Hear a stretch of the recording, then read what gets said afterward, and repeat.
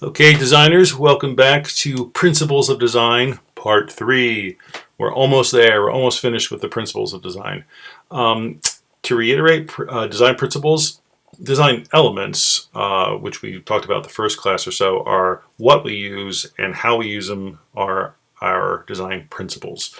So just to give you some context of why we're doing this. So we're going to continue with scale. And we've talked about scale a few times already. Usually in a design, when everything is the same size, like we see over here, it feels dull, pretty static. But by simply playing with the scale of some of the elements, we can make the graphic much more dynamic. And if we put on our Gestalt hats for a second, we can see how the circles that are touching give the impression of movement. We interpret them as being connected, as we learned in our Gestalt video once upon a time, whatever, a week or so ago. Flat, same size. You do that, contrasting the size of the elements can create not only visual interest, but also it can create depth, because small shapes recede, large shapes move forward. And I'm going to do this series of the next few where you sort of see. In two-dimensional animation, enlarging a graphic object over time can create the appearance of a zoom, which is fundamental old-fashioned cartooning with the little flip books, as if the object were moving closer to you. So let's go back to this. Boom, boom, boom, boom, boom. All we're doing is changing the size. And this last one, that's getting pretty big. This one, to make the effect, the large circle seem even more gigantic, it's overlapping with the smaller one, so it's eclipsing it to a certain extent. Plus the cropping, the fact that it can't even fit within the frame. It's so large, it's cropping, it's pushing out of the frame, creates even more dramatic an effect. I mean, we read this as depth, but as simply 5 different bars at different sizes. But because of the way they're placed, we read it as depth. It's scale. Scale and ingenuity. Okay, we have a few simple objects here.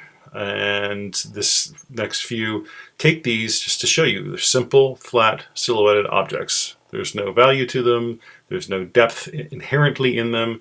But if we do this, we place that giraffe far away, and we bring the man's legs far forward and then crop them, just like we did with the circle a few seconds ago. It gives the impression of depth. It looks like the man's in the foreground and the giraffe is way in the background. And then there's also a pair of cigarettes, a pair of scissors that are by his feet there, which are also sized to look like they are right under his foot. So they are sized in the same scale as he is. Similarly, this is the same paperclip repeated over and over again, but it definitely seems like the big one, the biggest one there, is in the foreground, using the same techniques, using scale, using cropping and framing. Cropping, framing, kind of the same thing. I'll just say cropping. Pretty cool. You can do a lot with one element, huh? You can use scale to play with viewers' expectations. We expect certain objects to be certain sizes. So to use scale, that's another way we could use scale, to just play with expectations. Similarly, to get a point across, to make a metaphor in order to make a statement.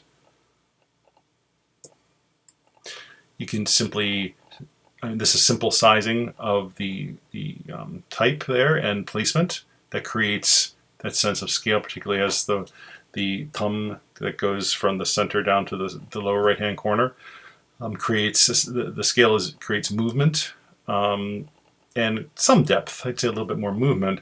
But then if you want to go further, you can create this sort of trompe-l'oeil effect.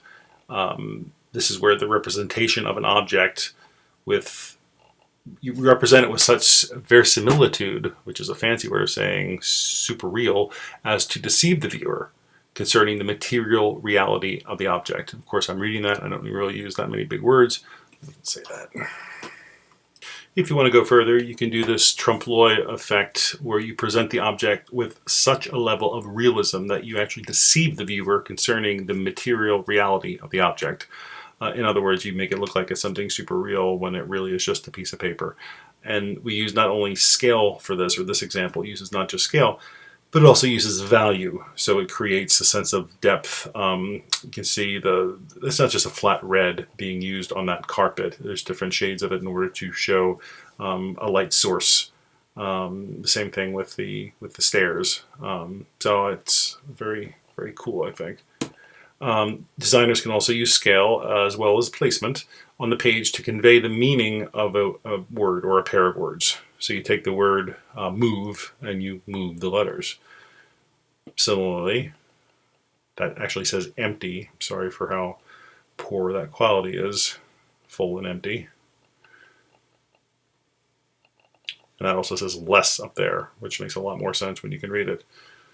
So they're using the size of the word more and repeating them as well, using repetition, which is another design principle, which I think we'll get to in a few minutes, to create this effect.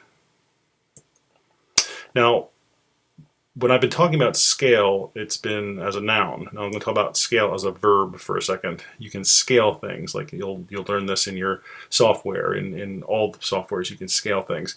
Make sure that you are scaling them proportionally.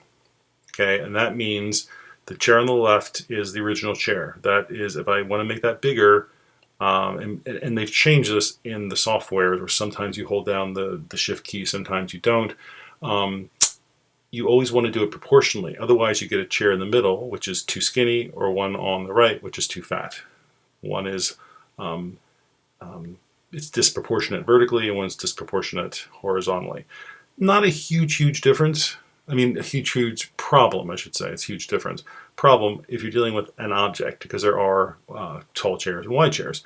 But when you're dealing with text, you need to be, and I'm going to be a stickler for this. We'll get into it more when we get into typography. But the one on the left is the one we should be using, and the one on the right has been scaled vertically, and the one on the center is scaled vertically. The one on the right has been scaled horizontally. We don't want to distort these. And when you want a condensed, as the one in the center is, or an extended, which we call the one on the right, if you want that kind of font, you need to find a font that has that in its original format. You don't want to just play around with stuff like that, because these fonts are carefully designed, and you just start pulling things different places. It really gets to be a mess. You could get away with it a little bit for a logo or something, but you don't want to do it for large bodies of text. Okay, so we can use scale for effect, as we've seen. Here's a way it's used for effect in a common object. We use exaggeration here. They play with the relationships of the various elements of a car. So they take a car that we know, and they play with the different elements. Similarly, illustrators, character designers use this sort of exaggeration all the time. Particularly evident in comic book art, particularly manga, where everyone's eyes are gigantic. And in Disney, this artist's reimagining of various Disney characters to look more real gives us some insight into how far the original animators went in exaggerating their characters. I think we're so used to seeing Belle the way she is on the right. You have to see her as a theoretically real person in order to see how much they've exaggerated the size of her eyes, for example, or just the heart shape of her face. There's another one from Little Mermaid. So, scale. And one last thing with scale, scaling objects at varying sizes can also often create a sense of fun, because the results can be unexpected. Here it adds a bit of whimsy. All right. The next element is movement. Movement is another tool a designer can use. One way to do this is by exploiting the laws of perspective. So by reducing the size of these objects as they move towards the horizon, we create a sense of depth and movement. So actually, we're creating the sense of movement through scale, more or less. And we've taken flat shapes and created forms out of them. Remember, back to the elements of design, where these are, it's not just a square, it's a cube. It has depth. This is pretty much the same thing. The artist creates a sense of depth using the different scale. The heroes are all scaled at different sizes. He overlaps them the way that the two big circles, the big and the little circle, did in the earlier example. The way Superman's cape kind of overlaps several of the characters that are behind him. It gives us the sense that he is farther forward. Look at the circles that are going around, the giant concentric circles. They're receding into space, and that also gives us a sense of depth. The composition can achieve movement if the elements are arranged in a way that directs the eye to move in a specific direction. So it guides the viewer's eye through the composition. Another example of that. This also exploits, I think, the continuity theory of Gestalt, where we link things that form a predictable pattern, because we connect these as a line the same way we do here as well. Also continuity here. We see these as forming a predictable pattern. They're separate objects, but they look like they're joined together, even though most of them, a lot of them are touching, but many are not. And also, Gestalt just keeps coming back. The law of common fates is that elements that are moving together tend to be perceived as a unified group. Just FYI. And repetition can also help create the sense of movement. We've already seen this before. Movement can also be created using overlapping planes that imply depth and distance by becoming progressively smaller and lighter in tone. We've already seen the getting smaller in the distance with the superhero example, but the overlapping also has a sense of depth. It mimics depth. Another example of that. I mean, that has a lot of movement to it. You can create movement in typography. Overlapping the text blocks and/or sentences effectively creates both depth and movement, though it sometimes impairs legibility, so be careful. All right, so we are on, I think this might be our last principle of design. Rhythm. Now, rhythm is critical to developing a coherent visual flow from one page to the next. This isn't anything you're going to run into a lot in this class, because this class is not InDesign heavy. This would be more if you were doing a brochure or any kind of brochure, anything that's several pages long, a multi-page format. But think of when you're doing that, think of a sequence of visual elements as sort of like a constant low dance beat that is sort of underneath everything and kind of holds it together, so that this constant repetition of elements, music or elements, sets up a rhythm, which is the glue that connects the page to the text.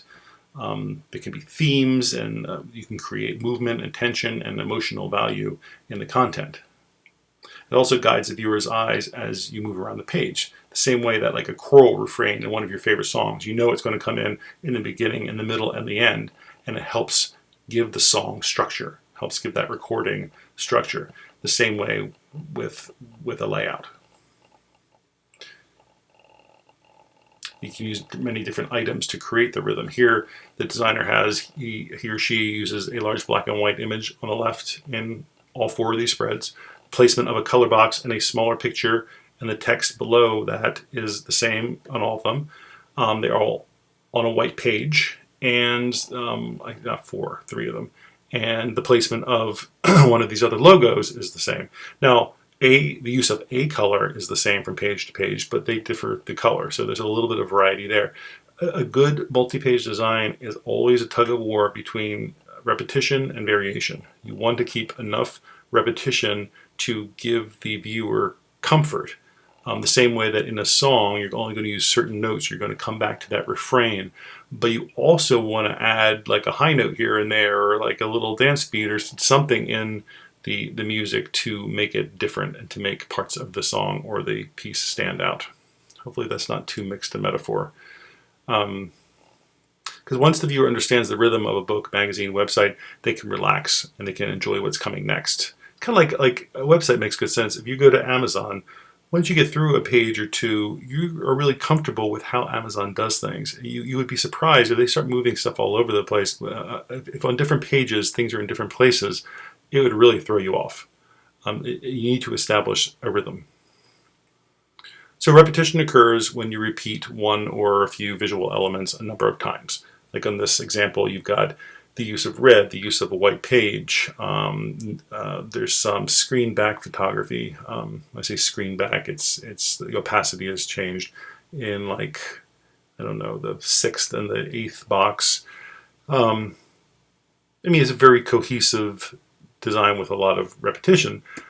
But if you look here, you start seeing where there's variation. So in the opening spread, where the contents are, the second box, and then 2 down below it, where it says turnkey video, those are both ones where they've done a 3/4 page red, as opposed to just half page, half red and half white.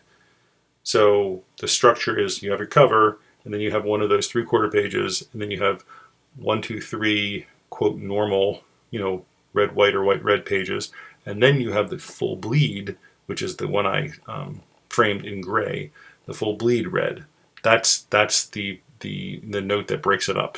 So you've got this pattern, break up, back to the pattern, and then back to something that we've already seen, but it's a bookend. Like the first intro page, the contents, and that 8th page mirror each other. It gives the viewer a sense of, like, a book has the cover on each side. So the sameness allows you to appreciate the variations that break or punctuate the rhythm and create something that's more interesting. So I had skipped this. I was cropped in the other example, but you can see where this designer did a different cover. It did a very similar thing. The cover and the first spread are very different than those 3 spreads inside. And that's a pretty consistent structure for a brochure. Cover, introduction with less copy and more pictures, and then more content, and then it ends. So repetition, variation. Okay, variation also in pop art with Andy Warhol's work here. He does this complete repetition of the black silkscreen of Marilyn Monroe's face, but the colors change. So the fact that it's the same face all the time allows us to focus on the colors more. Similar with iPod. Well, it appears that I lied, and there is one more principle of design: contrast. So we can use contrast in all its different forms, which we'll see, to grab a viewer's attention. It can be contrast in colors, as we see here. We already saw that example with color using the complementary colors. Contrast in value. Not a lot of values, just mostly black and white. But that's, I think, what people think of when we say the word contrast. It's usually high amount of black, high amount of white, and not as much grays in between. So contrast, color, or value creates a focus on the product in this example. There's less, in this case actually, there's less contrast between the positive and negative space, which would be the blue background and the man, so that we can focus more attention on the product, which is the iPod. Here on the left and right, we get as much contrast as you can get with an entirely white page versus an entirely black page. So this dichotomy right down the middle. And then reverse type, meaning white, on the right-hand side, and the black type on the left. And the type is large, so the scale, the contrast between the smaller body copy and those giant headlines, there's contrast there. There's contrast between the two sides. I mean, that US is much bigger than the Back to Basics text. Contrast in shapes can make things more dynamic. If that was all just circles, it wouldn't have quite as much dynamism as it is with having those triangles, which sort of seem to be moving into the circle, and they're overlapping, and we often call it visual tension. So it creates something where two things are coming together, and it's more interesting. In the way that the red triangle overlaps the black diagonal of the much larger shape behind it. Can have a contrast in ideas. Put a Pope's hat on an octopus. Why we do it, I'm not sure, but it makes me smile. Creates a sense of whimsy, kind of like we saw with the little children illustrations with the giant flashlights. Oh, that series. And the contrast in ideas. So So you have a kid climbing something and carrots. Two completely, it's not dissimilar to that, two completely different things that you put together to create something brand new. In this case, it also creates this sense of fun. And I think this is the last slide. Contrast in textures can help create depth, which adds to the overall visual interest. In this case, you have this much more rustic look. There's something about the imperfection of it that just is more interesting to us than if it was completely smooth with no texture. And that it is indeed the last principle of design. Do the quiz. We'll see you, we'll see you, and we are going to see each other on Zoom next class. And then we have there's one more principle of design, but it's a kind of bringing it all together and talking about the visual hierarchies and visual weight. So look forward to that, and I will chat with you folks later.